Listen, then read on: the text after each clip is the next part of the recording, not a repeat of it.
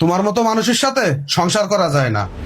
ও বৌমা, বৌমা, আমার খুব শীত লাগতেছে, আর একটা খেতা দিয়ে যাও না। এই নেন আপনার খাতা। ও বৌমা, খেতাটা একটু গায়ে দিয়ে দাও না। আমি পারতেছি না খাতা গায়ে দিয়ে দিতে, সামান্য একটা খাতা তাও গায়ে দিতে পারেন না? পারলে নিজের তা নিজে গায়ে দিয়ে দেন, না পারলে দেওয়ার দরকার নেই। এত জ্বালা যন্ত্রণা আমার আর ভাল লাগে না।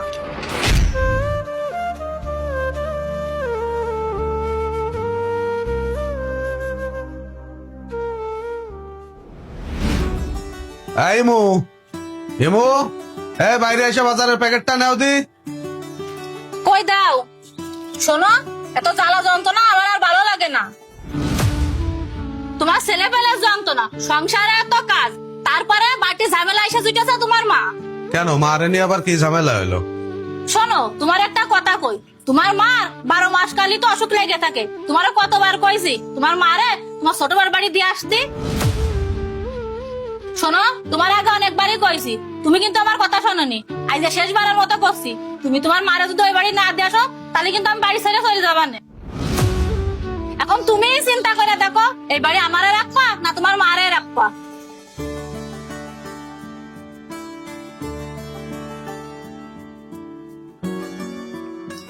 ও মা, মা। আইসাও বাবা। হ্যাঁ, এই যে তোমার ওষুধ আনতে গেলাম, এখন তাড়াতাড়ি অটো দে, ওইটা ওষুধ কটা একটু খাইয়ে নাও। অটো। তা তোমার জ্বর কি আগের থেকে একটু কমেছে? না রে বাবা। আচ্ছা, এই ওষুধ কটা খাইয়ে নাও, জ্বর কমে যাবে না। এই নাও, তাড়াতাড়ি এই ওষুধটা খাইয়ে নাও দি। ধরো।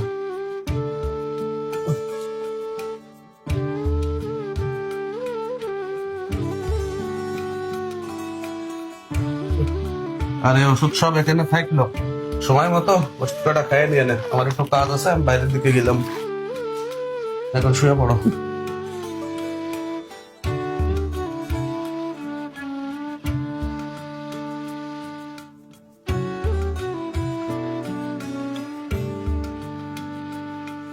কি ব্যাপার, কি সিদ্ধান্ত নিলে? তোমার মারে কখন দিয়ে আসতে চাও?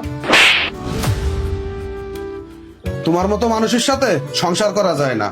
তোমার যদি ভালো লাগে এই বাড়ি থাকো, না হলে যেখানে মনে চায় সেখানে চলে যাও। আমার মা এই বাড়িই থাকবে। যে পুরুষ মানুষের কাছে তার বোধ থেকে তার মার গুরুত্ব বেশি, সেই পুরুষ লোকের সাথে কোনদিন সংসার করা যায় না।